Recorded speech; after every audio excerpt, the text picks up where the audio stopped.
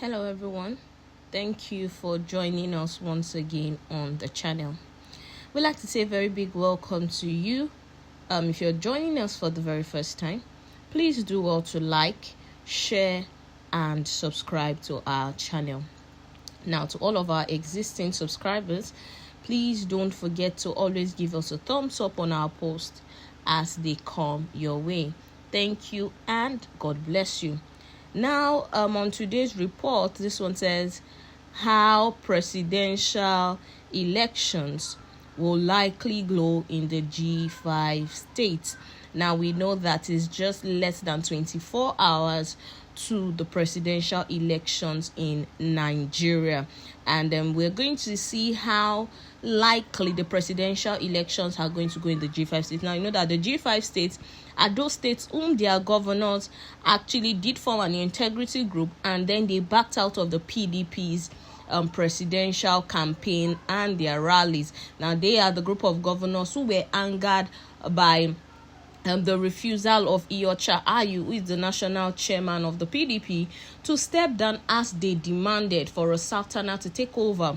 Now, these governors, out of anger that their demands were not met, decided to opt out of the Atiku Abubakar campaign, and so far their states and then there has not been any form of campaign from them and their various supporters for Atiku Abubakar as the presidential candidate, though rallies actually did hold in most of the states concerned, but their governors and supporters were not a party to it. So now we want to see how the elections will likely go in those states. Seeing that the governors did not put their foot down in those states, it actually gives the other candidates of the other parties some leverage in these various states. Well, we're going to go into the details of today's report in full.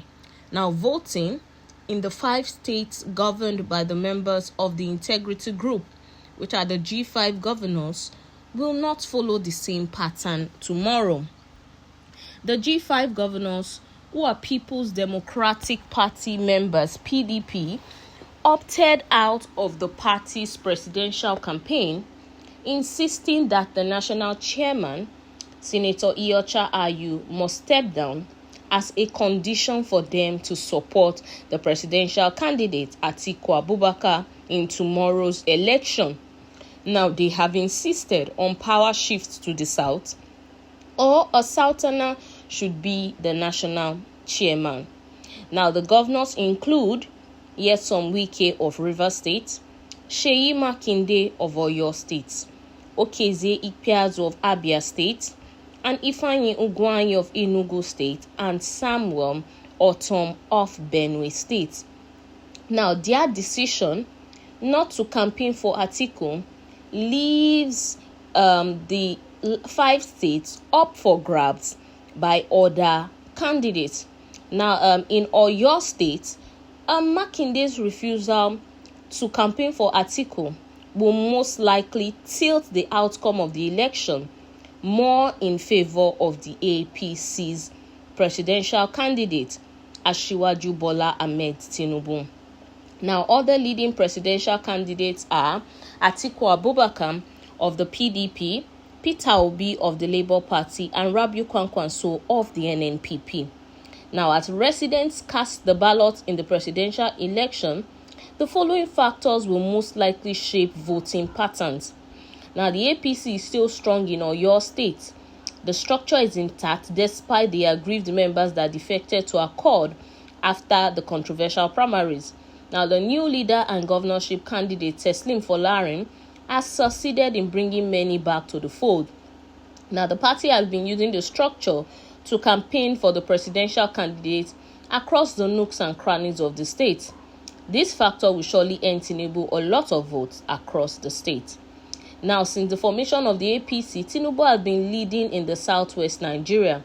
Now that he has emerged the presidential candidate, even the aggrieved members who defected have vowed to vote for him, as they believe in his leadership and his ability to turn Nigeria around. Now, while Makinde did not officially receive Atiku in Ibadan during his campaign, he received Tinubu and extolled his virtues, saying that he has demonstrated capacity and paid his dues in Nigerian politics. Now, the warm reception has been interpreted by his followers as being positive to his aspiration. Now, he has always been saying at campaign grounds, vote for all our Senate and House of Rep candidates. But for presidency, vote for unity, equity, and inclusiveness. Hence, most of Makide's supporters will vote for the APC candidate. In Benue State, Otom did not only refuse to campaign for Atiku, but has reportedly declared support for Obi. His choice was interpreted to be in furtherance of the campaign for the power shifts to the south. Now, with his endorsement for the Labour Party candidates, Benue has become a battleground for the APC, PDP, and the Labour Party candidates, given the strength of both APC and PDP in the state. Obi is now the third force that cannot be wished away in the state. Now, in Abia State, the PDP is still very popular despite Ipiadu's position. The party has governed the state from 1999. Now, the first governor, Oju Okalu, who defected to the APC and won his senatorial seat. Now, he has been pulling a lot of strings for the party in the state. Now, considering ethnic loyalty, Obi is expected to pull weight, while core PDP members will stick with Atiku as a matter of party loyalty. Besides, the governor has not campaigned against Atiku. Now, in Enugu, the same factors play out in Abia will also determine voting patterns in Enugu State. Both Atiku and Obi are expected to take the lead, given the factors highlighted above. But the influence of a former governor, Senator Chimaroke Namani, and others who have declared support for Tinubu cannot be wished away. In Rivers State, voting patterns may surprise many Nigerians. Wike, who is leading the G5, has reportedly directed his supporters to vote for Tinubu. Though observers hold that his directive will not bring a substantial change to the vote patterns, Nigerians are likely to see Atiku, Tinubu, and Obi share the votes. In fact, APC is expected to poll a higher number of votes this time, unlike in 2019. Now, Wike opened his door to the three presidential candidates that went to campaign in the state. Now, Atiku never went to Rivers for campaign. The G5's position is sure to mar Atiku's chances of clear victory in the 5 states, thereby threatening its overall victory in the elections. After Lagos, Kano, Kaduna, Katsina, and Rivers, Oyo State ranks next in voting strength.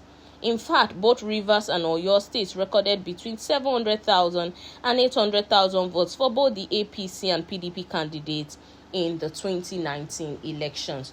Well, that is it on the details of today's report. Until we'll come your way next time, please do well to stay safe. Bye-bye.